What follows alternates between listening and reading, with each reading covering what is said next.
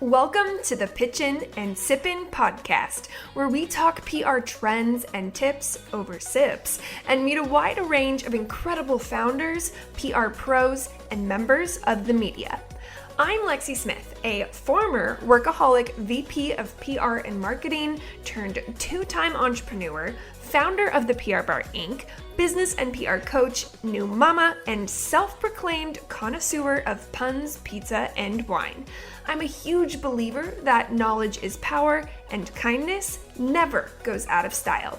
Think of this show as a way to uplevel your business and career over happy hour. Now let's get to pitchin' and sippin'. Melanie Rud is a Chicago-based beauty and lifestyle writer and editor with nearly 15 years of experience in the industry. After graduating with degrees in journalism and English from New York University, she spent several years in New York City working as a beauty editor at several prominent publications, including Shape, Good Housekeeping, and Health. She now contributes to numerous national print and digital outlets, including Byrdie, Women's Health, People.com, and more. Additionally, Melanie appears on television as a beauty and lifestyle expert and also consults and provides editorial services for many major beauty companies. I am so excited for today's conversation. I always love to kick things off. We already know you're in Chicago, so besides where you live, what do you like to do outside of work for fun? What do I like to do? Well, first and foremost, I am an avid Bravo fan. So I am really in a state right now because of this Vanderpump Rules drama. But I'm going to put that aside while we record. No, wait, hold on, pin that. Because I watched the show I watched it in the pandemic. And I've seen some headlines, high level, something with Tom and Ariana, what happened, selfishly. Wait, Lexie, you really don't know? It was on New York Times and CNN. I saw the headline and then I didn't dive into the article. So I know there's a scandal, but I don't know what the scandal is. So Tom Sandoval, who was with Ariana for 12 years or something crazy, has been cheating on her with Raquel for the last 7 months, including when they were filming the season that is airing now. But they were using Tom Schwartz, his best friend, as a decoy and basically saying that Raquel and Tom Schwartz had a thing, when in reality, the other two have been hooking up for 7 months. Oh, yeah. Oh, my God. This is why it's big news. It's very intense.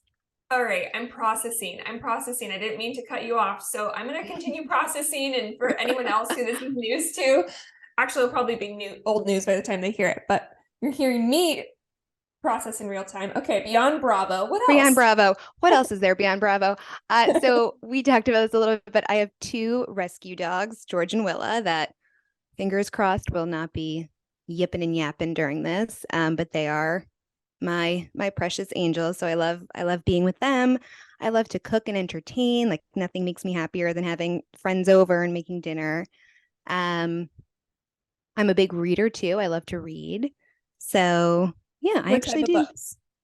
I like it all. I like a good, beach read, chick lit, nonsense, but I like historical fiction too. I like nonfiction. Top of mind. I know there's probably 1,000,001 books you could recommend, but when I say, what do you recommend? What's coming to mind? Oh my God, that's tough. In what genre? Oh man, you said beach read, so we can go there. Let's start with beach read. There's a book called Beach Read. That's actually amazing. Yeah. And I'm pretty sure it's the same author who wrote a book called Book Lovers, which is also a little bit meta, but are both very cute, easy, girly books. Girly books. I like my books like I like my wine. It depends on my mood, and I like to mix it up. Amen. Yes, 100%. Okay, so normally on this show, I have everyone rewind their career, kind of Cliff Notes style. But today, your career and your career progression is exactly what I want to get into, because literally you have what I call almost this beautifully textbook resume of a journalistic career. And I think it would be really, really helpful to not only hear how your journey progressed, but also dive into what these different titles and roles and positions entailed as you worked your way up and around the air quotes masthead. So we're going to start going back to undergrad. I stalked your LinkedIn, so this is where this is all coming from. Mm-hmm. LinkedIn, it says you had 3 internships: Good Housekeeping, InStyle, and Glam.com, which is very epic. So how did you land these coveted internships? Yeah, so I was living in New York. I was at NYU, thinking I was Carrie Bradshaw. And I knew I wanted to go into women's magazines. I went into my journalism major knowing that I was not cut out for, hardcore New York Times, CNN reporting. And I wasn't sure which genre specifically. I actually applied for a few internships at food magazines that I did not get. And then I applied for a beauty internship at Good Housekeeping. Got it. I worked with April Franzino, who is now the beauty director there and still my good colleague and friend, and basically realized that you could get paid to write about makeup and skincare and hair. And, realized, okay, this is the genre we're going in. This is great. What could be better? And then from there, went to InStyle and Glam. And then when I graduated, started as a beauty assistant at Health, worked there for a few years, ended up back at Good Housekeeping as their assistant and associate beauty editor for 3 years, I think. And then was at Shape, RIP Shape, one of the many magazines that has folded in my time, but was the beauty editor there before I moved to Chicago. Okay, so perfect. We talked about internships. You already teed me up perfect. After your internships, post grad, you became a beauty assistant at Health Magazine. So, talk to us a little bit about this role. How was it, or was it different than your internships, or what does necessarily a beauty assistant do?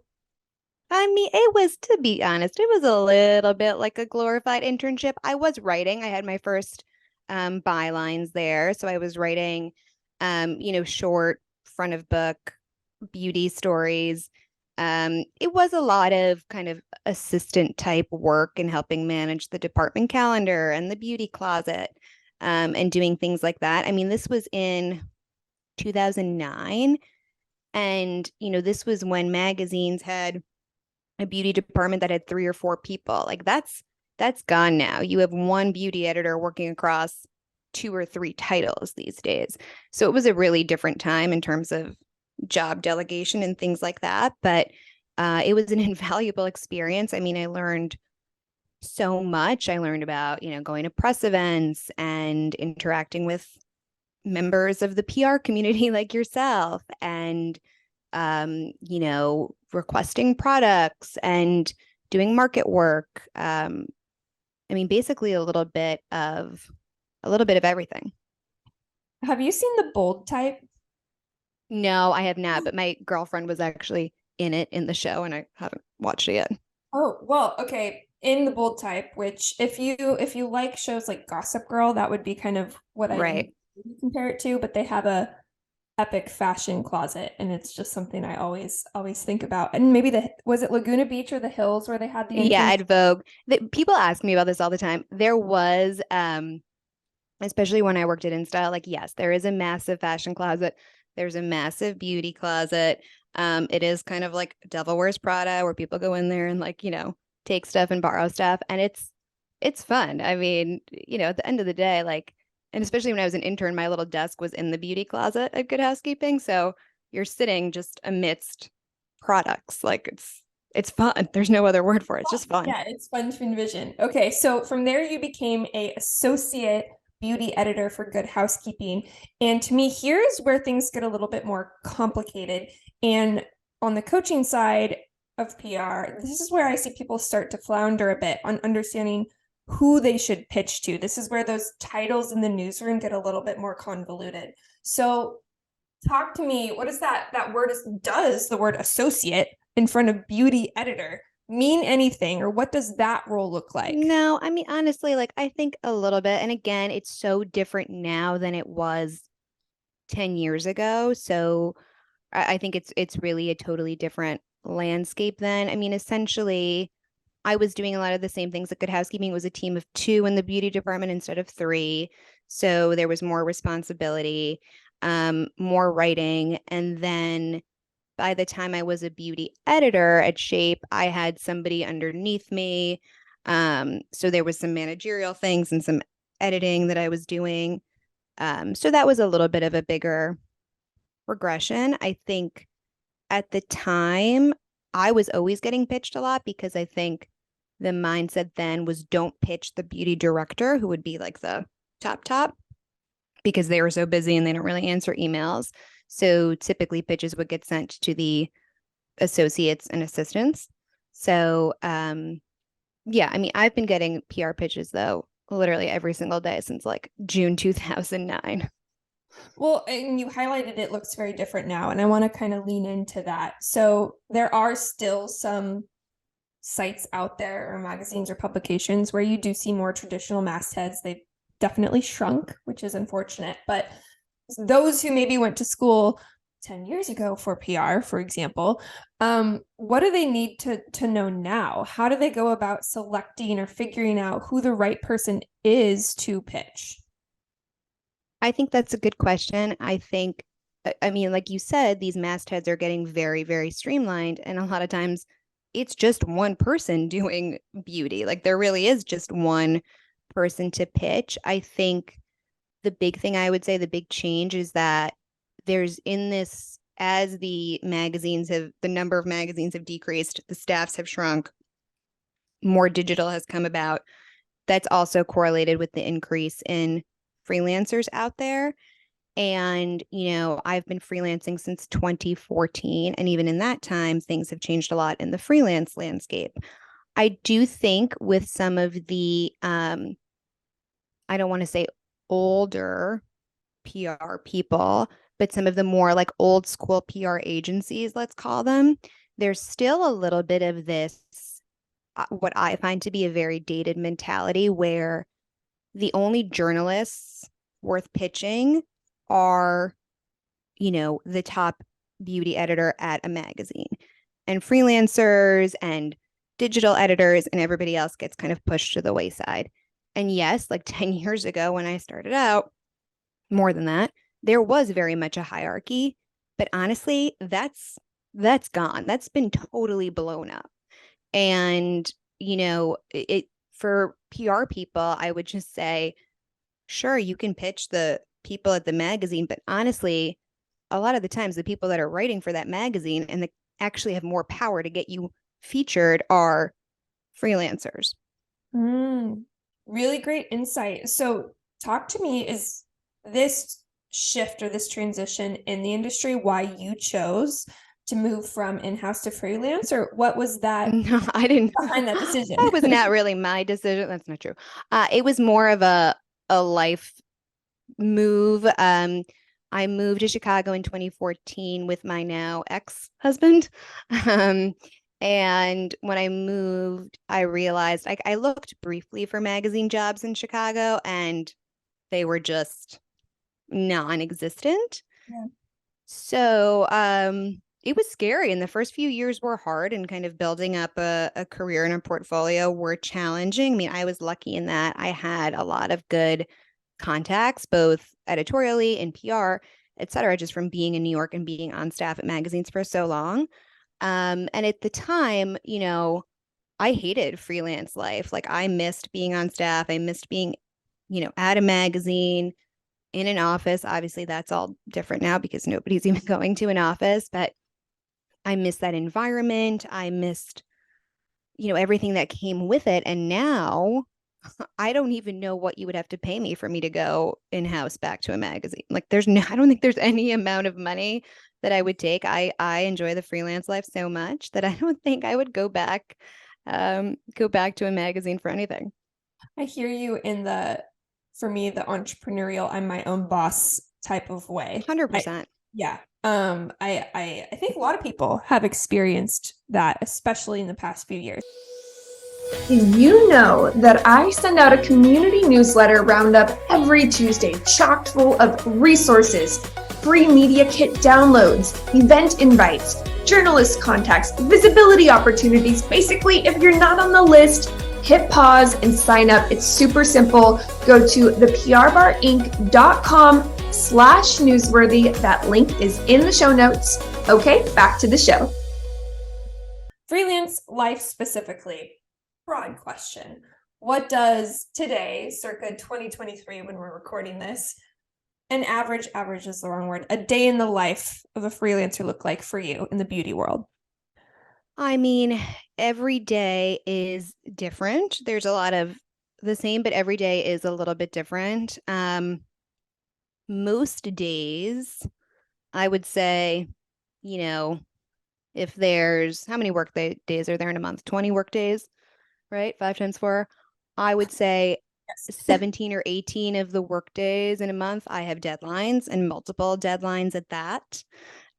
Today, if we're using today as an example, today I actually have no deadlines, shockingly. But I have things I need to do, ahead of tomorrow. It's a mix of writing, obviously, trying to meet these deadlines, doing market work, looking for products for these stories, a lot of interviews with experts for these stories, virtual events. Those come into play a lot. And then also, the thing I like about freelance is being my own boss and setting my own schedule. So, I will go to a 12 o'clock workout class, right? Or I'll take my dogs for like an hour walk at 9 a.m. if I can. I try really hard to maintain a work-life balance. And then there's also, and you know this, I'm sure, when you're your own boss, there's also all this logistical like nonsense that you have to do, the invoicing and the following up and the taxes and the like all that kind of just bureaucracy nonsense that I hate, but has to be done. So there's always that too in the mix. And we're literally in the middle of tax season right now, recording this too. I know. I haven't even emailed my accountant to set up a meeting. Whoops. I'm like March 9th. Okay, I'm pretty sure they give me a deadline of March 15th. Anyways, that's not next week, right? Yeah. Okay, so I'm curious, is there any sort of average lead time that you're given in the freelance world, or does it differ per publication in terms of when you get the story assigned versus deadline and when you have to turn it in?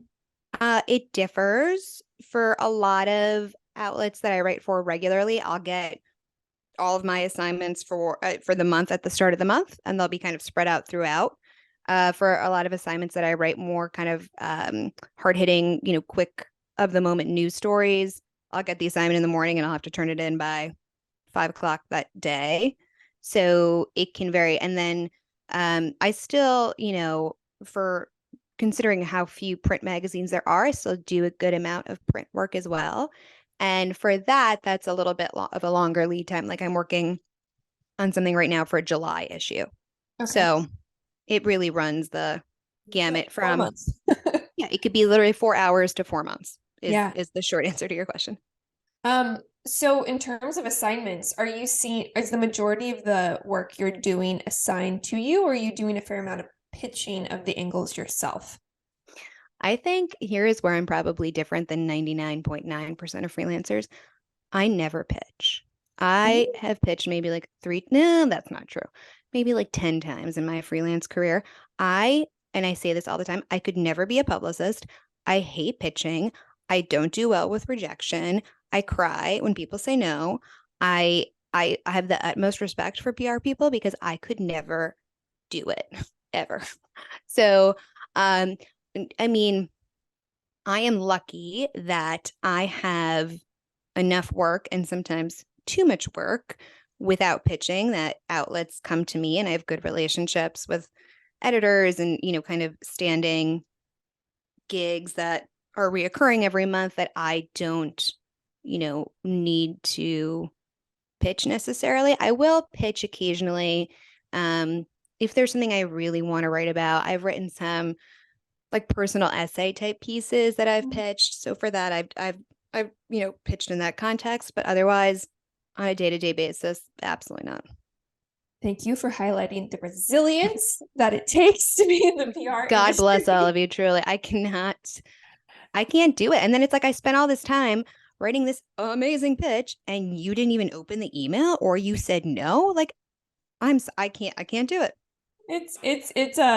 I actually equate it to, which is a lot of PR people would cringe, but there's almost resilience like sales that is needed Oh, because 100%. there's a rejection. There's a ton of rejection in sales. There's a ton of rejection in PR. So you really have to have a right headset for it. So that being said, you obviously receive a ton of pitches. Yes? Yes. A ton. So I'd love to talk a little bit. We're going to go into some rapid fire preferential, but before we go into that, any top pet peeves or top do's that you want to offer for anyone listening, whether they be in the PR world or a brand pitching themselves? Pet peeves, I think, are when you get very basic information wrong. I've had emails that are sent to me that are addressed to the wrong name. It'll say like, Dear Susan. And I get that it's a copy paste thing and whatever, but it's like, that'll really kind of knock you down a ledge on my, or wrong on my ladder. Same thing, like, I know you work for X, and it's like, no, I clearly don't. That's very frustrating. To me, it's not hard to do a quick Google and just kind of get basic information of who, you're pitching to. Do's, keep it succinct. Like, tell me in the first, 2 lines what this is, because honestly, most of the time, and I do open them. I do open all the pitches, even if I don't respond, but I open them, but I'm not reading the whole thing. I'm literally skimming it so quickly. And there needs to be something in there in the first 1, 2, 3 lines that's going to catch my attention, either for, in the moment for something I'm working on, or that I'll be like, oh, I should file this away because this could be helpful later. So I think keep it succinct. People try to get like cute and witty. I get it. You're writing the same thing all the whole time. You want to be like interesting. I wouldn't say that necessarily correlates with it being like a more quote unquote successful pitch in my eyes. So I'm going to turn that into pleasantries. Are you pro pleasantries? Meaning like I do when they get it right? Yeah, when they get it right, 100%. I do like pleasantries. I like when people it's hard in this day and age when obviously everything's virtual. I'm in Chicago. The majority of this industry is in New York. It's hard to develop a relationship. So people who do, go a little bit of the extra mile, obviously without being like creepy. But yes, I do appreciate pleasantries, or like a little something that indicates or shows that they know who they're talking to. It's funny you say creepy. This is probably a terrible joke, but I often say with my team, a part of PR is also being a professional stalker, which sounds terrible, but there is a line you in doing research where you can start to learn too much about someone, and it's a good reminder to pull it back. You don't need to know that you now know where they live and blah blah blah and blah blah blah. Totally. Information. Right. And like there's a fine line, but then sometimes it is helpful. Like I don't I cover mostly probably 80% beauty, 20% other kind of lifestyle topics, right? I've recently done a handful of pet-centric pieces. And, I had somebody email me and they were like, I know you don't do pet coverage a ton, but I saw your dog lovers gift guide and I saw on Instagram that you have 2 really cute dogs. Can I send you whatever, like this brand of treats for your dogs? This is a bad example because anything for my dogs, I'll say yes. But point being, it was like they had done their research about my professional career. They had a little personal tidbit in there. Great. Yeah. Okay, perfect. So let's transition into some quick rapid fire preferential questions. The disclaimer I always get is obviously there's no right or wrong answers. This is just what you want. So first and foremost, day of the week. Is there a day of the week you prefer to be pitched? There's not one that I prefer. I just don't love Fridays. I try, per my work-life balance theme, try to kind of take Fridays and just do all my personal stuff then, kind of handle some of this admin stuff that we talked about. So I'm not super on email and like really focused on, writing necessarily on Fridays as a general rule. But other than that, no. Fair enough. Time of day. Doesn't matter. I mean, I think I don't, when people are emailing me at like all hours of the night, it makes me think like, like, what are they doing? But I don't really care. Okay. Do you want to receive product, especially since you're in beauty? I'm sure this is a big one. Oh yeah, I mean, if my office wasn't such a mess behind me, I'd show you my own beauty closet. Beauty is one of those things where you can tell if somebody has experienced a product, for themselves when they're writing about it versus if they're just looking at, a product description on Sephora. There's something to be said about trying it, the having it be tangible in your hands or putting a lipstick on or whatever it may be. So as a general rule of thumb, I say yes to products. That being said, I do think, and this has been happening more and more as people are now asking, can they send product, which I think is really helpful. I mean, I live in Chicago. I'm lucky enough to have my own office and a whole separate closet for product, but my colleagues and friends who live in New York in tiny studio apartments, like they can't take boxes and boxes of things every day. So I do think yes to product in general, but ask before you're going to send. Yeah, great. I'm going to point to Tatiana Diaz, guys listening. She recorded season 2, don't quote me on that, when she was with Refinery 29. I think she's with Hermes Club. Anyways, we went into this topic a lot in her episode, and she is someone I believe at the time was living in one of those New York situations where she's like, I just don't have room. So it's something we don't always think about if we're not ourselves in one of these situations. So great reminder for rule of thumb to ask. Yeah. Affiliate links, are they needed? Affiliate links. You had Ali Wolanski on. I think it was like at the end of last year, and she said something about how they just like crush her soul. And I have to agree because, coming from an editorial background, like you're taught that you should be featuring the best of the best, not who's paying you, essentially. And so affiliate links really do grind my gears. I am lucky enough that as a freelancer, a lot of the affiliate linking stuff is, handled on the back end by the outlet. I'm basically told, if I'm writing a gift guide or something, make sure that 80% of them have affiliate links, and then the rest, small businesses, Etsy, whatever is fine, which I appreciate. I mean, I do think most brands now, and even in the last, I would say like, I don't know, 6 months to a year, I mean, everybody now gets it and is participating. So it's less challenging than it used to be. I mean, unfortunately, I wish it was different, but this is just the nature of the beast. I mean, we also, though, like I don't benefit from the affiliate link. If I got a kickback, I would be much more inclined, I'm sure, to include affiliate links. It's just the publisher that's getting the money at the end of the day. So that's helpful to hear the 80-20 split, meaning there is still a chance for the small businesses out there. Yeah. And the affiliate link thing, tends to be much more prevalent and really focused on for e-com stories.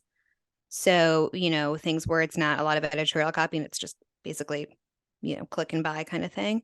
Yeah. And the more editorial stories, obviously that's less important. And then for print, that's, not a thing. Follow-ups. Are you pro or okay with people following up?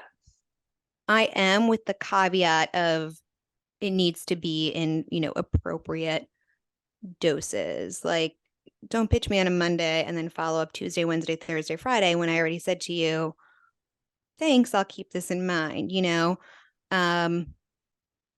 if I said to you, this isn't like a great fit right now, I'll be in touch if something comes up. Don't follow up the next week and say like, do you have a place for it? If I said, oh, hey, this could work for X, Y, and Z that I'm working on, then sure, like follow up with me the next week or whatever. I think it's just a matter of targeting your follow-ups based on who you're pitching. Yeah, great advice. Let's see. Last, I'm going to do one more question. How do you feel about people sliding into your DMs with pitches?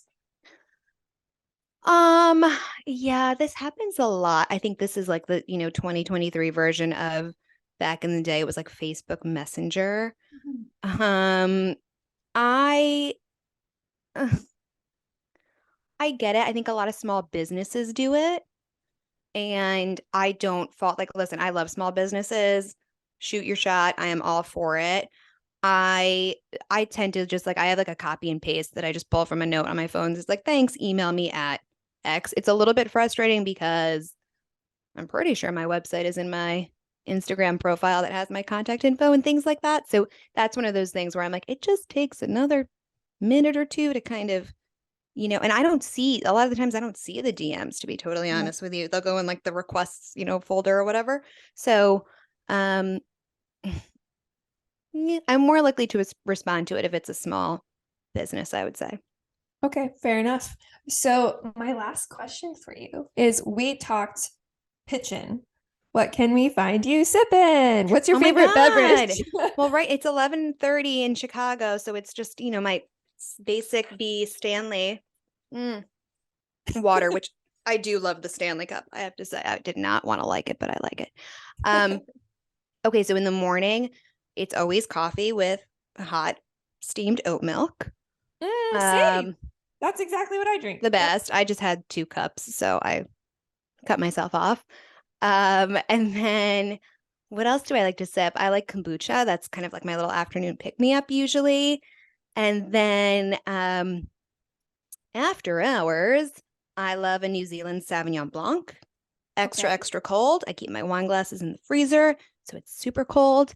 And a dirty martini. Okay. Like super, super dirty. Super dirty. Yeah. I love it. We have very similar palettes.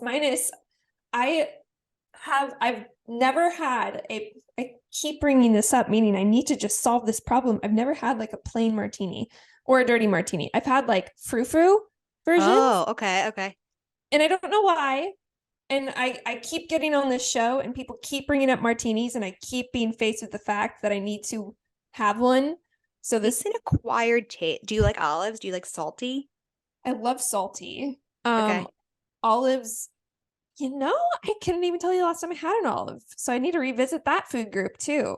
Okay. Well, you can revisit them via a martini. I think the key is you need to get it like extra dirty. So there's a lot of olive juice. So the vodka isn't it? Because otherwise it's just like straight vodka, basically. Vodka. Right. And I love olives, so I always get extra olives, and it's like a little snack too. Olives, awesome. So if people want to connect with you, interact with you, pitch with you, where's the best pitch you?